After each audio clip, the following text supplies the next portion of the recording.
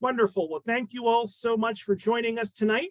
Author Emily Franklin will discuss her brand new novel, The Lioness of Boston, in conversation with author Dawn Tripp in this Zoom webinar. The Lioness of Boston is a deeply evocative novel of the life of Isabella Stewart Gardner, a daring visionary who created a legacy in American art and transformed the city of Boston itself. First, let me introduce tonight's conversation partner, Dawn Tripp. Dawn Tripp's fourth novel, Georgia, was a national bestseller, a finalist for the New England Book Award, and the winner of the Mary Lynn Kotz Award for Art and Literature. She is the author of 3 previous novels, including Game of Secrets, Moontide, and The Season of Open Water, which won the Massachusetts Book Award for Fiction. Her poetry and essays have appeared in the Virginia Quarterly Review, AGNI, Conjunctions, and NPR, among others. She graduated from Harvard and lives in Massachusetts with her family. And she is currently at work on her 5th novel. Ooh, can't wait to read it. And a little bit about Emily. Emily Franklin is the author of more than 20 novels, as well as a poetry collection entitled Tell Me How You Got Here. Her award-winning work has appeared in the New York Times, the Boston Globe, JAMA, and numerous literary magazines, as well as featured and read aloud on NPR and named notable by the Association of Jewish Libraries. A lifelong visitor to the Isabella Stewart Gardner Museum, she lives outside of Boston with her family, including 2 dogs that are large enough to be lions. So all nearly 400 of us who are watching live on Zoom, let's give a big virtual round of applause to Emily and Dawn for joining us here tonight. And Dawn, you can take it away. Thanks so much. Robert, thank you so much for that fantastic introduction to this program tonight and to us and to everyone who's here tonight joining us on Zoom and from libraries all over Massachusetts and I understand outside of state as well. I just want to welcome you and thank you so much for joining us here tonight. I'm thrilled to be here in conversation with Emily Franklin about her astonishing new novel, The Lioness of Boston. This is an absolutely stunning book. It's a daring story about a remarkable woman, her passion for art, adventure, and ideas. She was an extraordinary visionary who was determined to forge a life on her own terms. I love this book. It's a masterful work, Emily, and I'd love to dive right in and ask a few questions. Absolutely. I just want to thank everybody for coming out tonight. It's really wonderful to have so much support and interest for this novel that took a long time to write. So I'm very grateful. So thank you. So where did this book start for you? I mean, I feel like books often start in a lot of different places, but there's usually one moment where a story comes alive in a way that allows it to live in us for long enough to to transmute that kind of raw idea onto the page. Where did this book start? What was the inspiration? Sure. So it's actually a multi-part start. And so the first start is when I'm a very young girl, and I used to go to the Isabella Stewart Gardner museums, often with my father. And the first thing that I remember being captivated by was the courtyard. And it just seemed magical to me. I had never been inside and outside at the same time. And so that was very special to me. And I remember at the time, also as a child, being shown around the museum and being taken in by the idea that anything could be art. So this was a place where it wasn't only paintings and sculptures, there were spoons, there were chairs, there was a lock of Robert Browning's hair. There's so much there that is all considered art. So that stayed with me. And then in March of 1990, I was a senior in high school and we took an art history field trip and I sat in the Dutch room and I wrote a paper about Storm in the Sea of Galilee. And 10 days later, that painting was cut from its frame in one of the largest art heists in history that we know about. And so what really stuck with me was having been so close to this beautiful, important piece of art, and now being haunted by this empty frame that would be there forever, and having the frame stay to sort of show the damage that was done. So I was very curious about the place and about the woman. And then several years ago, I was researching a different novel, a sort of medical thriller set also in Boston, that had some scenes at the Gardner. So I went back and I rekindled my fascination with this place and with this woman. And I thought, you know, she was this incredible, quirky, ahead of her time, strong individual with so much to share with the world, and left this lasting piece of art that is her house and a museum for us all. Somebody should write a novel about her. It's so good, such a great story. Oh, wait, I write novels. I could do that. And so that is really the story of how this novel came to be. That's where it started. And so this novel it's so well researched, but you weave those historical details into the story in such deft and seamless ways. And I feel like when and I've read this book twice now. I read an earlier incarnation of it, and then I just read it again when it came out. And both times I felt like as I entered the novel, I was entering a world, you know, a very precise point in history, and a very, a really extraordinary, this range of a woman's life over the long throw of time. And what kind of research did you do? And more generally, how do you balance research with writing in your creative process? Well, as you suggest, this is a very thoroughly researched novel. And for me, the research always starts with reading books. So I read the letters that Isabella Stewart Gardner exchanged with Henry James, who was a good friend of hers, and the letter she exchanged with Bernard Berenson, who starts off as a, Harvard student, a Jewish immigrant Harvard student that she sponsored, and then he became her art dealer and her art scout, and they forged a very long friendship over the years. So I start with reading, and then I'm taking notes on everything. I'm reading Frederick Douglass again, because I need to know, even if Isabella Stewart Gardner isn't interacting with Frederick Douglass, I need to know if he's talking in New Bedford at that point, because we're close enough to New Bedford. There are scenes in the novel that are set in New Bedford. So I tend to do research in a sort of 360 way. So I'm reading about the art and politics at the time, and then everything I can get my hands on about Isabella. And then, of course, the museum has incredible resources. So if I wanted to look up an object that I might reference in the book, or I needed to find something that I wanted to have her collect on a first trip to Europe, for example, I can look in the database at the museum and find an object that doesn't have a known provenance, so that it's a great chance for me to make something up. So how did she get to know this object? Where did she get it? Who gave it to her? I can make all of that up. And so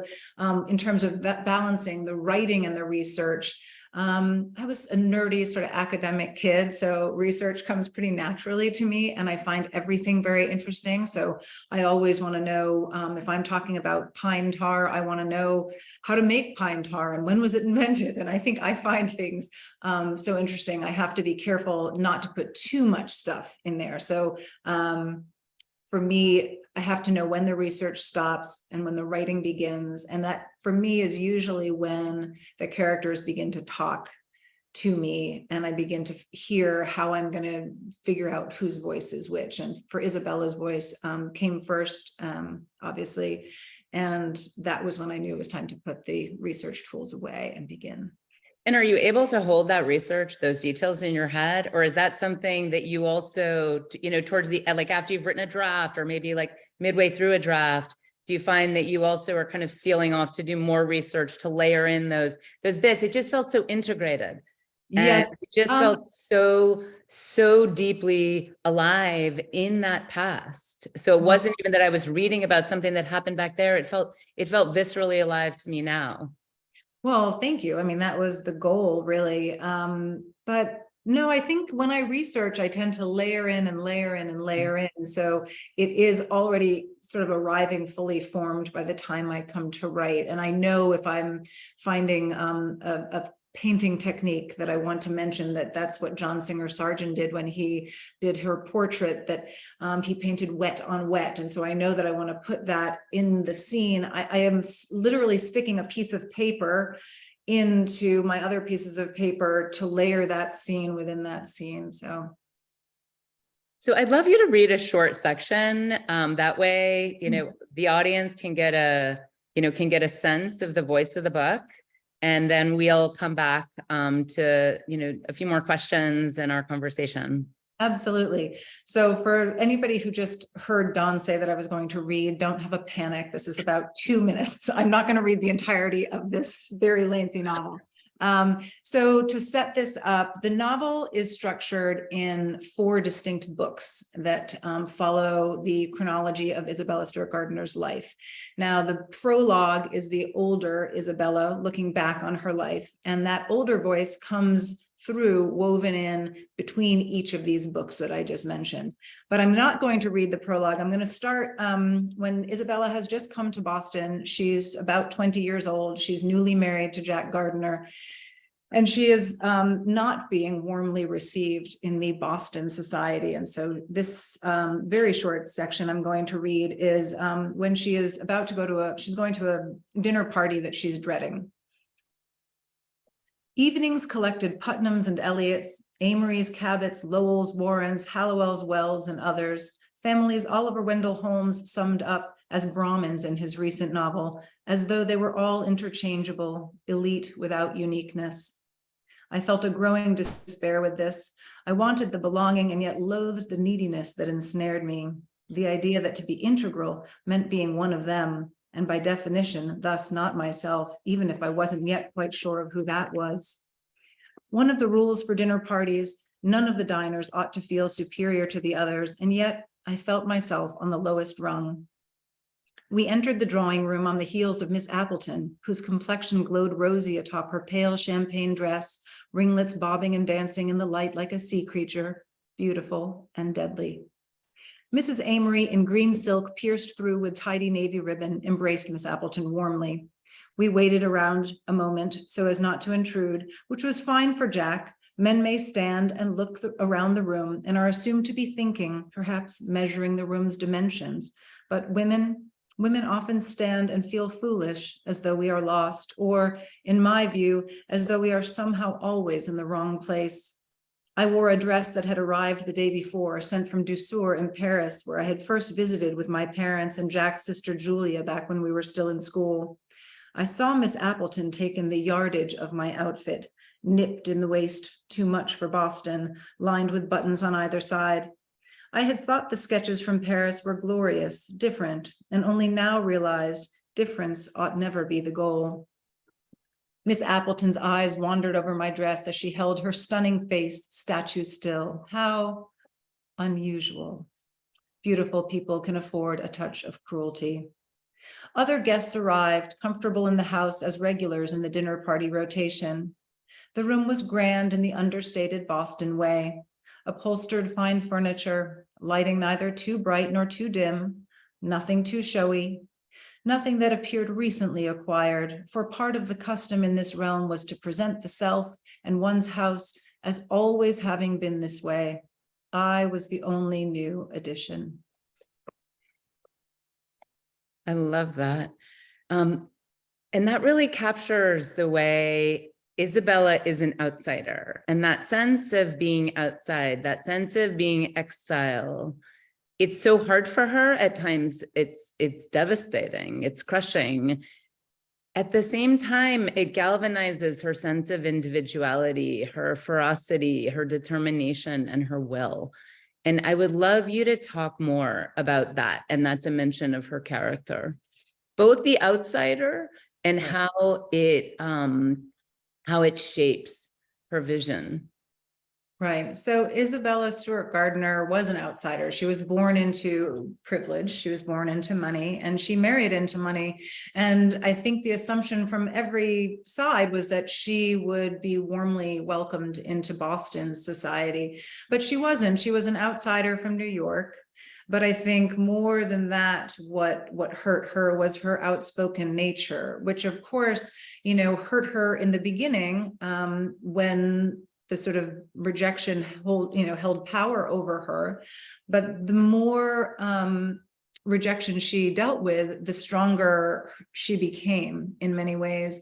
And in fact, being a misfit, which is what she was, ended up being a driving force for her. And as she began to explore her life's purpose, she became friends with other misfits. So she not only collected objects and art, she collected people.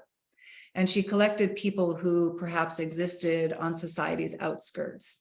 And so today, I think she might have been called an early ally, but she was really a bohemian and an interesting, ahead of her time person who happened to be born in a more stifled society. So at the beginning, she was pushing at the edges and pushing at all of the boundaries, but eventually she decided to make her own boundaries, which is how she, built this museum in what was a swampland. Right. So one of the things that you also captured in that reading was, that formidable intelligence and that incisive wit. The line was, I think, beautiful people can afford a touch of cruelty. And I love that, that edge in her. And I also love, and this is so hard to do, creating a character. I also love how, woven through that and woven throughout the novel are moments of incredible heartbreak and vulnerability, loss, grace. And I'm just so curious about still, after having read the book twice and, I'm so curious about this woman and how you created her and that sense of kind of that reach, that kind of reach of a spirit. You capture her capacity for love, her hunger for freedom, her faith in travel and ideas and in art. And the voice of the novel is intimate. Like, it was interesting to me what you said earlier about how, of course, Isabella's voice came first, and it's the voice that the novel's told through. But what was that process of knowing that you had arrived at that voice? Well, what was really interesting was the first voice that came to me was the prologue. The first lines of the novel are the first lines that I wrote, and I always knew that the novel would start that way. I didn't know the novel's structure at that point. I wrote the prologue before I really understood how I was going to structure the book. But I knew that the older Isabella had to have all of the selves contained within her, right? We're all of ourselves that we've always been. So we've got our childhood self and our teenage self and our early 20s self and all of those selves. But I wanted Isabella to really be aware of the selves that she had been. And that is sort of what ended up suggesting the structure to me. But this wise woman who is super quirky still, was really the voice that came first. And then what was interesting for me for writing is I then had to dial back and have her be less sure. As she was still outspoken, right, but she was not wise, and she didn't have her place in society and didn't have her life's passion. She didn't have her footing. And so she had to have a little bit of quiet desperation where she really wants to find friends and she doesn't know who those friends are going to be. And so the beginning of the novel, when she is the younger voice that I was reading, was really a switch from the prologue voice. And so that was actually, that was trickier for me to navigate at the beginning. And then it came out. And then it hooked in. Yeah. And it's actually the juxtaposition as a reader is thrilling. And I love that older Isabella's voice, but I also love that, the way we move back into, and the book is structured in these four parts of Belle, Mrs. Jack, Isabella Stewart Gardner, and this kind of evolution of identity and this fluidity and multiplicity of selves, artist, wife, mother, girl, lover, sister, friend, and a woman whose, hunger for life doesn't quite fit in the corners of the world that she's been born into. And you do that so artfully. And so compelling that it's a very formal structure. in terms of that division, but it just reads, it reads like a dream. So I would love, you have chosen a second reading. And again, I would just love to have you share a little bit more of the book before we go into a few more questions and then take questions from the audience. Absolutely. So I don't want to give any spoilers away. Obviously, the biggest spoiler is that she ends up opening a museum. But there are spoilers for people who might not be as familiar with the certain details from her life. So all I will say is the part that I'm going to read now, it's further along than the earlier section. Some things have happened. Not all of those things are good. In fact, Isabella has suffered quite a bit, and she is trying to move forward with her life, but she is searching for who she really is going to become and what her meaning and her life's purpose is. Autumn that year was a reliable mixture of bright, colorful days that made me feel open and alive, and other days where dark lurked at the edges and leaves skittled like street rats near my boots. I journeyed to Cambridge and let the carriage drop me near Harvard Yard. I paused, knowing I was not allowed in. I imagined stepping inside, listening to academics talk, and I wondered if I might have anything to add. I considered going in, then figured it would be mere minutes before I would be escorted out. I wished I had the nerve, sighed, and then walked on. I made my way along the river, recalling my letter to Ted Lyman. That's a Harvard Museum of Natural History scientist who she has had a few scenes with before. Ted Lyman, who had made good on his offer to introduce me to his cousin, Mr. Charles Eliot Norton, now a professor at Harvard. Mr. Norton appeared to be a man gifted with great intellect and great family name. I thought about Mr. Norton's translations of great works, imagined the texts side by side, how striking the patterns of words must appear, and kept a steady pace until I arrived at Mr. Norton's house. A small, tasteful placard read, Shady Hill. In front of me, the off-season lawn spread itself over a large expanse. There stood in the center a graceful but solid house that seemed so suited to the grounds that it might have sprung up through the earth one past spring. To the sides were outbuildings, a stable, a large glass house partly covered in vines that needed tending, a small pond over which smiled a wooden walking bridge. Mr. Norton appeared as I was ogling both the sign and the trees surrounding the area. What a wonderful spot, I said, a country house in the city. He followed my gaze, taking in the grounds through my eyes as we shook hands. I was born here, he said. I'll die here too. He opened the door for me to come inside. One ought to be able to choose, at least in ideal circumstances, don't you think? I had not ever considered such a thing. While part of me was caught off guard, there was another part of me that had suspected a world like this existed. A world in which I might be asked questions at the start, that I might gaze upon familiar views in such a way that their owners wanted to see how and what I saw. I simply cannot answer you right away, I said, as I removed my hat and shawl. However, if you were to give me more information, I'm quite sure I would form my own opinion on such matters as choosing where or how to die, I said, and could not help but laugh. What an introductory conversation. Mr. Norton returned the laughter. Ah, yes, hello, good to meet you. How do you want to die? We sat in front of a marble fireplace as large as a barn door, the flames already lapping the split wood, a metal grate separating us from the heat. A thoughtful arrangement of tea with both lemon and cream, sugar instead of honey, and a tiered platter of sandwiches, marmalade biscuits, and curves of candied orange rind, such a delicacy, were set in front of us. Before I could comment, an imposing figure in fawn-colored trousers and a black coat appeared. The heavily bearded man inside them strode into the room, plucked a candied orange peel and held it like a cigar before turning to greet us. Here, he said, and held out a book to Mr. Norton. I ought to have wrapped it now that snow's coming, but I did not. Mr. Norton received the book, turned it over in his hands, and then surprisingly passed it to me. Awkward, I set down my teacup as well as the biscuit I had just taken a bite of. The book was emerald colored, decorated in gilt, the pages beveled. It's lovely, I said, looking up at the man's enormous cloud of beard. Mr. Norton nodded. Mr. Henry Wadsworth Longfellow, please meet Mrs. Jack Gardner.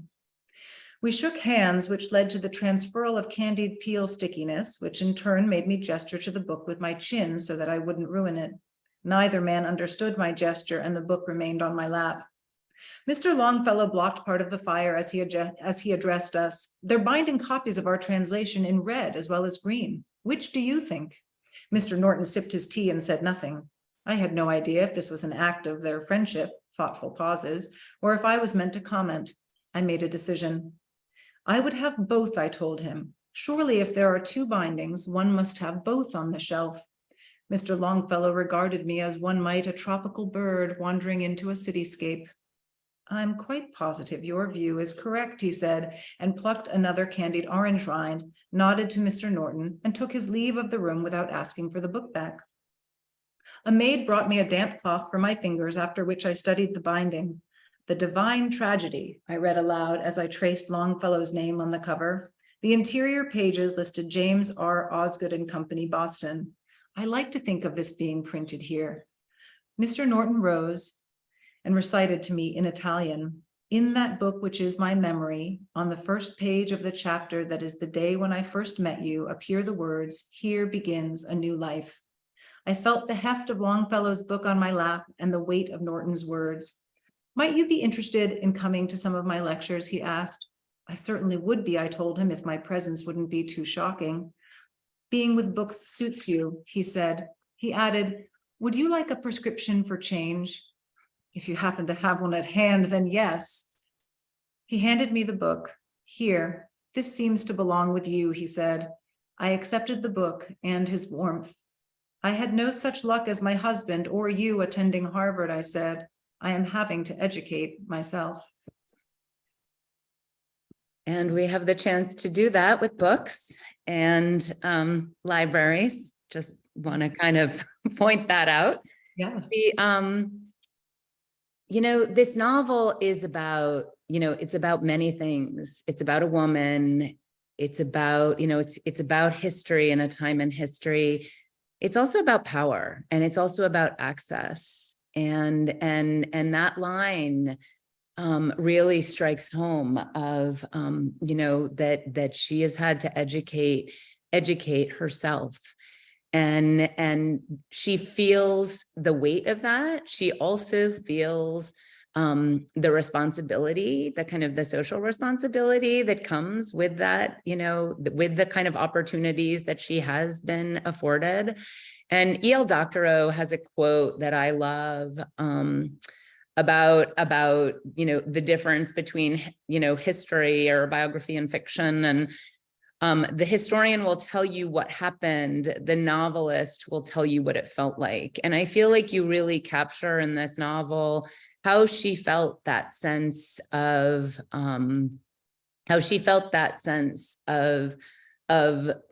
urgency and also responsibility to build something in the world that had meaning and that would endure.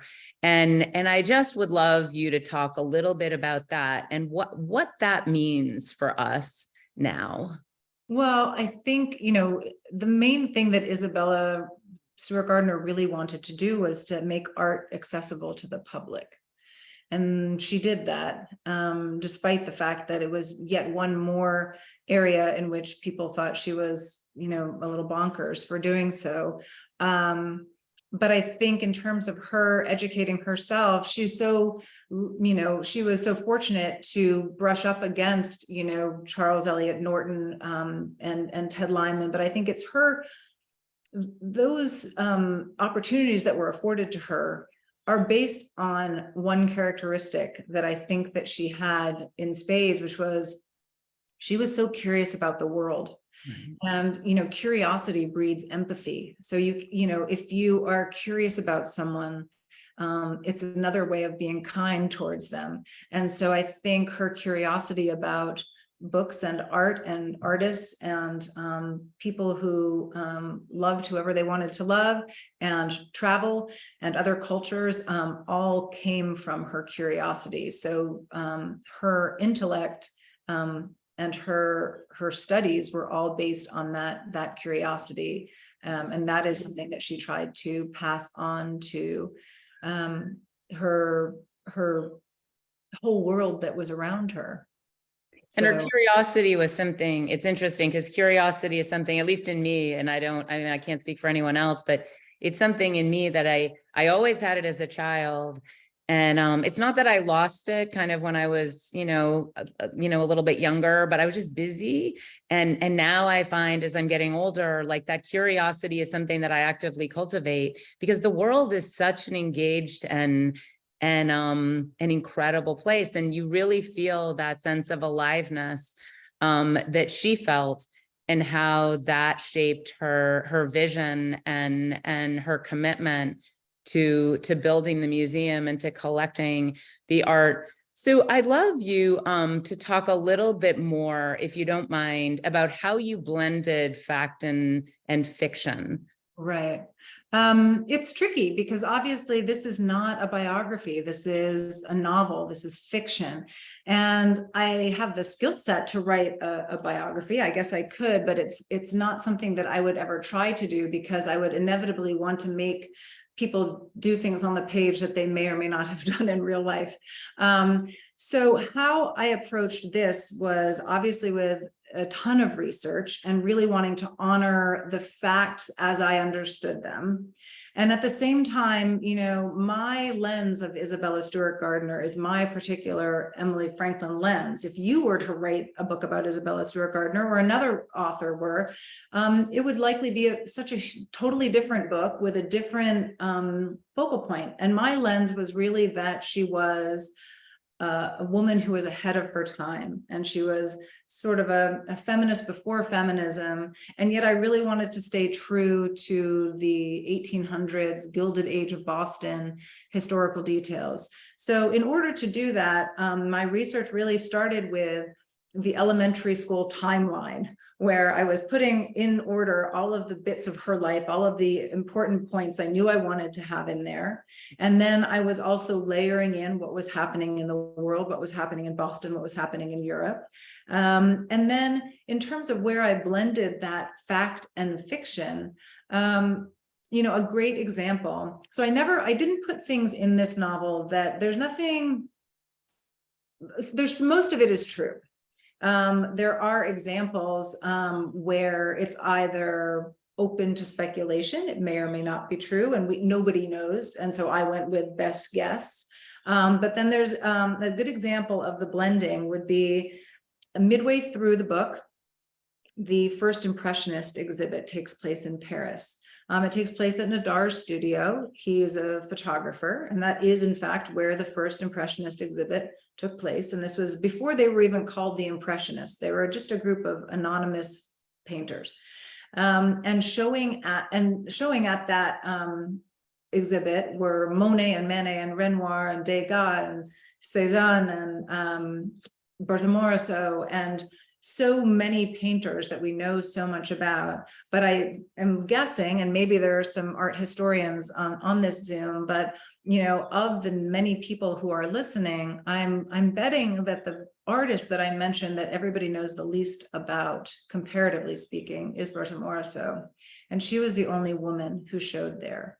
And so the reason why I have Isabella Stewart Gardner attend the first Impressionist exhibit, although she didn't in real life, she was in Paris at the time, but she didn't attend the exhibit, is so that she can overlap with Bertha Morisot.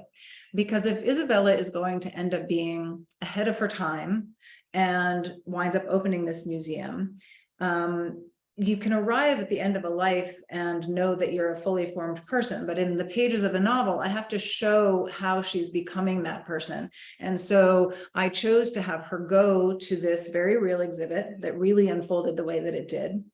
And she was really in Paris, and I got to have her interact with Morisot so that Isabella herself could end up questioning her own role in art. What's the role of a woman in society? What's the role of women in art?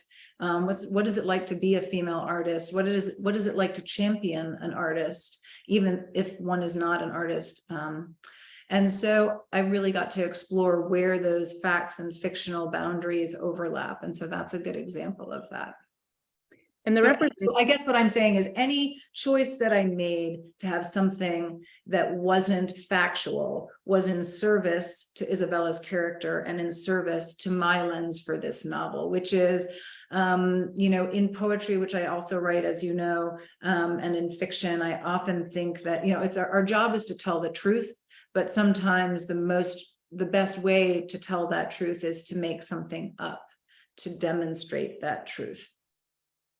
Well, and I think the representation of women I mean, I found this when I was writing about O'Keeffe, is that our interpretation of her and our, the representation of her in history, in the time that she was writing, it was shaped by the critical interpretations of her art of that time. Like, so that and that's what I wanted to write about. And I wanted to unpack, is because that dynamic was so complicated for her, and was documented to be complicated for her in her letters.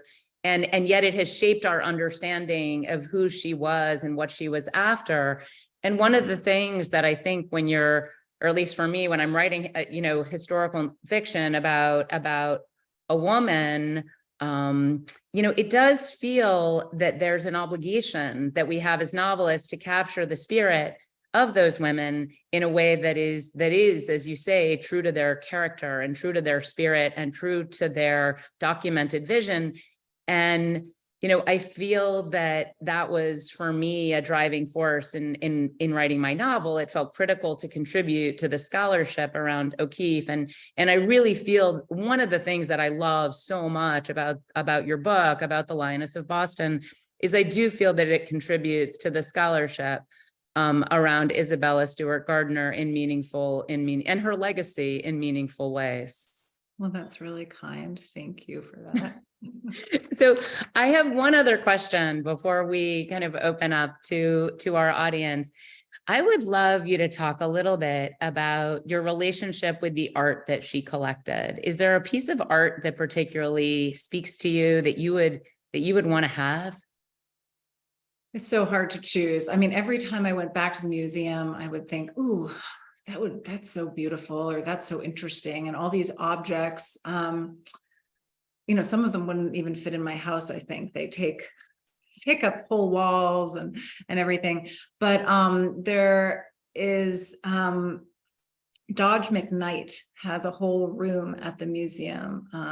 Dodge McKnight was friends with Van Gogh. Just so the other thing, Isabella Stewart Gardner was friends with all these very famous people. Now they're famous, Henry James and John Singer Sargent and all these people.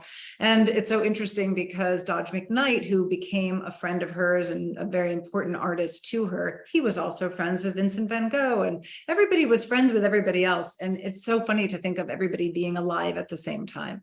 But in terms of the piece of art that I wish that I could have, I guess it's one that sort of flies under the radar a little bit, but there is a scene in the novel where I get to talk about it because I just love it so much. And it's called The Bay at Belle-Île, and it's by Dodge McKnight, and it's a waterscape. And for anybody who lives near the water or wishes they live near the water or misses the water, it's just a beautiful one to look up. And so I guess it would be The Bay at Belle-Île, Dodge McKnight. And one last question before I have other questions too, but I just want to make sure that we leave enough time for any questions that are coming from the audience. How do you feel your work as a poet impacts your process and your voice as a novelist? That is a great question. So one thing, I have read every sentence of this book aloud at least, 5 times. So I read everything aloud, and poetry is both about how it is on the page, but how it sounds. And so the dialogue, I will speak the dialogue and make sure it sounds authentic. And if there's one word or one syllable that's out of place, then I will trim that.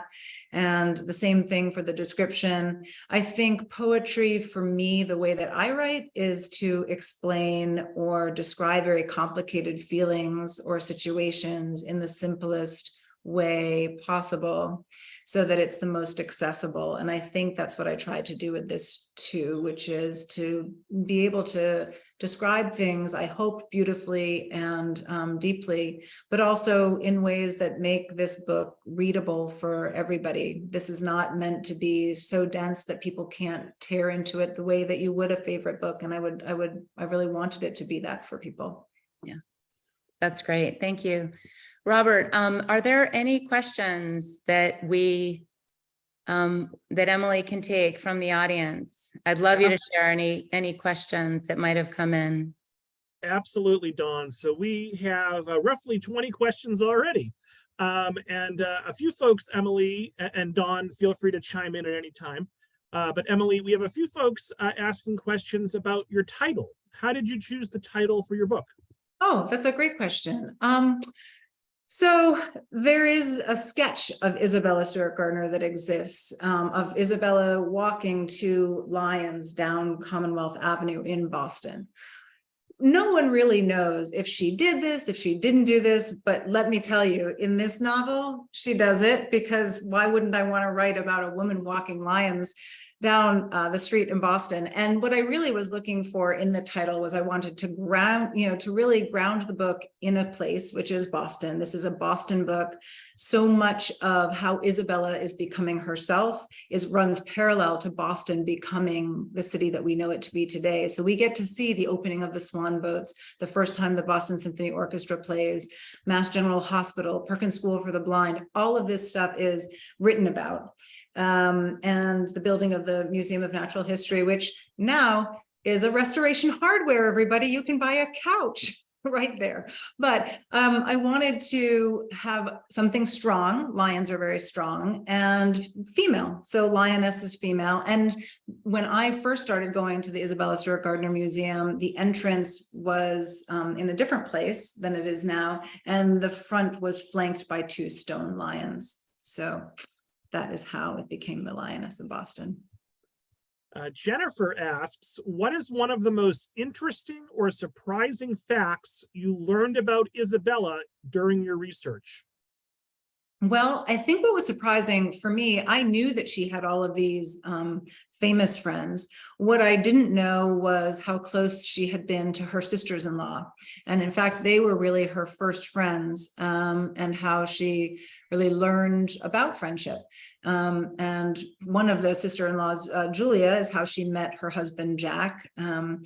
They had gone to school together in Paris, and it was visiting her one time that she met Jack Gardner, who would become her husband, and her other sister-in-law, Harriet, she was very close to. And so that was very surprising to me. I just in the chat posted a link to the lion image that you just referred to. That was passed along by a attendee. So thank you for that.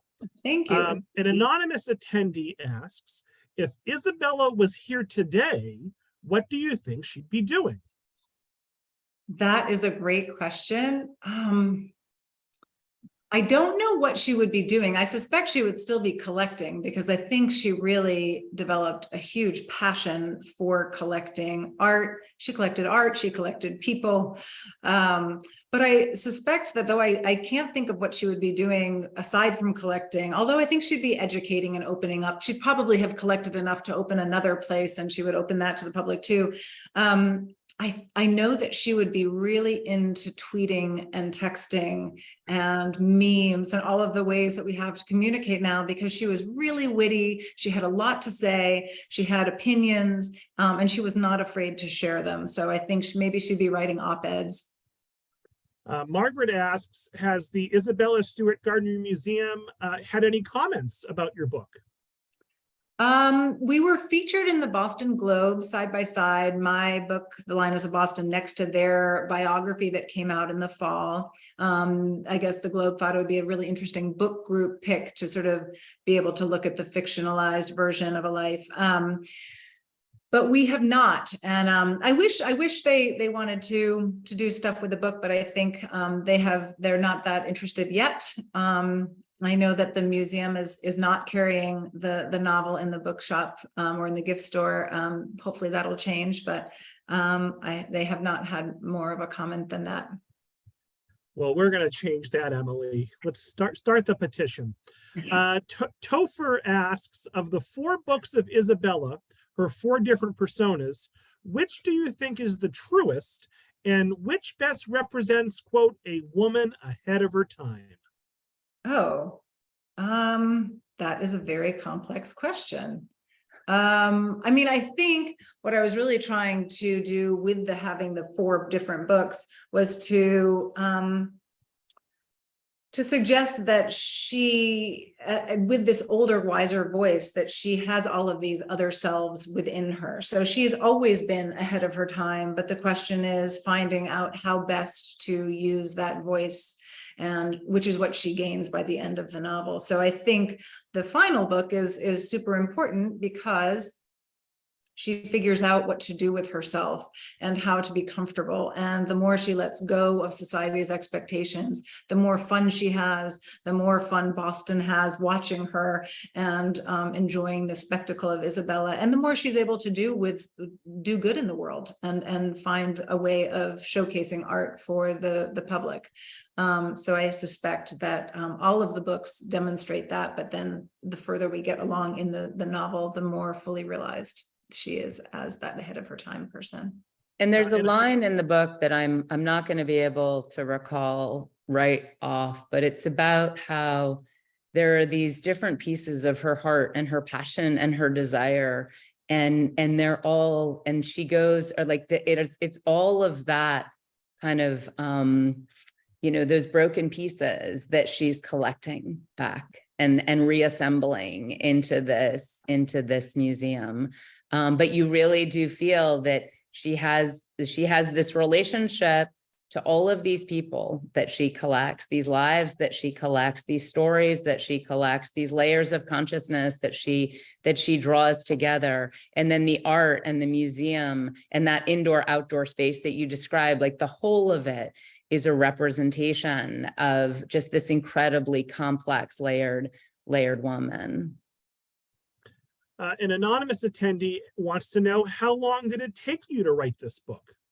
It took me a long time, anonymous attendee. No, it took a long time to research. It took a year of research and then about a year and a half to write, but then another half a year to edit. So I have a great editor at Godine, and we were very meticulous with the line edits, and there was obviously a lot of fact checking that goes into it. So I think all told, it took several years. Marigold says, the way you write is beautiful. Is there a book about the craft that you would suggest to an aspiring writer? Oh, what a great question. And also, Marigold, what a name. That's awesome. I think Stephen King on writing is really great. I think Bird by Bird and Lamott.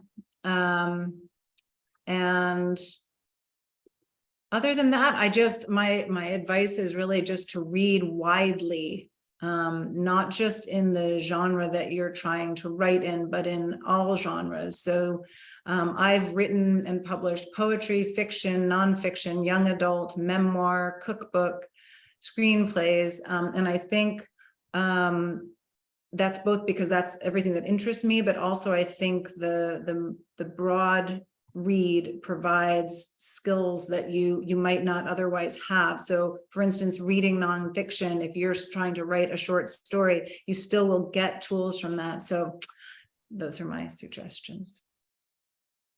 Jill has a great question. Let me pull Jill's question up. Jill says, as a writer, do you find yourself trying to pattern your style after other similar writers, or do you have your own sense of self as a writer from the start? Also, do you have a particular writer whom you admire? I admire a lot of writers, so I'll answer that in the reverse. I admire a lot of writers. As I was saying, I read a lot and I read widely in lots of different genres. So I love thrillers and I love historical and I love poetry. I love nonfiction and memoir. I don't pattern myself on anybody. And in fact, I never read in the genre that I'm writing in. So for writing historical fiction, I will sort of have a block on historical fiction for a solid period of time, like a year before and a year out. I don't like to muddy the waters. It's too easy as a writer to be reading something and things sort of trickle in, and I don't like to do that.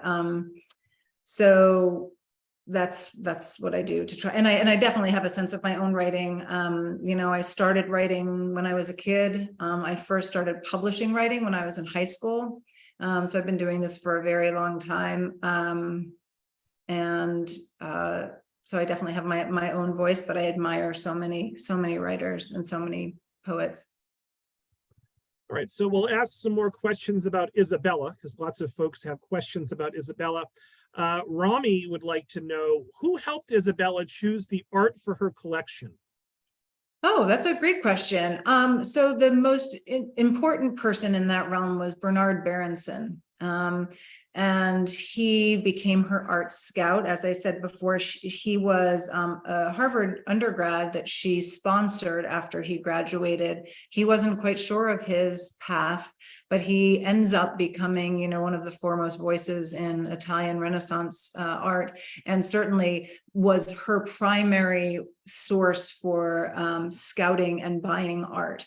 And so, you know, in the Lioness of Boston are tons of letters. They're all made up, but some of the letters that you get to see are her acquisition and purchase of artwork that Bernard Berenson is scouting for her. So, for example, she's very determined to own The Rape of Europa, and he's trying to help find it and bring it towards her and telling her the prices that are going to be acceptable. And there's a great back and forth.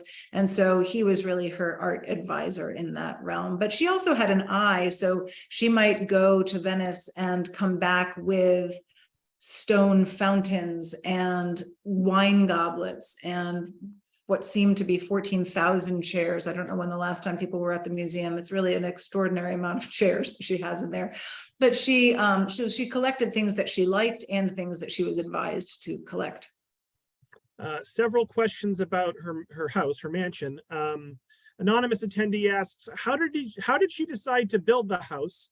Why at that location? And why as an Italian villa?